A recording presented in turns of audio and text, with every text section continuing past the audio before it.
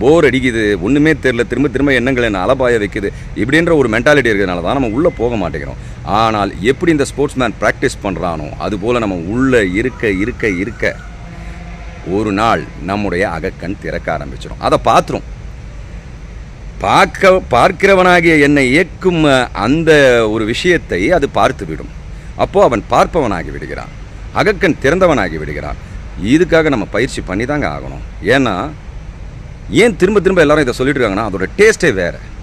நீங்கள் எதுக்காக இந்த உலகத்துக்கு வந்தீங்கன்ற இந்த ஜென்மத்தை எடுத்துன்ற அந்த ஒரு நோக்கத்தை அதை அடைய வச்சிடும். நீங்கள் ட்ரை பண்ணிகிட்டே இருங்க. அதுக்காக தான் திரும்ப திரும்ப நம்ம பயணம் கிருஷ்ணகுமார் சேனலில் அதை பற்றி நான் பேசிக்கிட்டே இருக்கேன். போர் அடிக்கிறதுன்னு நினச்சிடாதீங்க. இதெல்லாம் மற்றதை கேட்கும்போது இதையும் இந்த மாதிரியான விஷயங்களையும் கேளுங்க.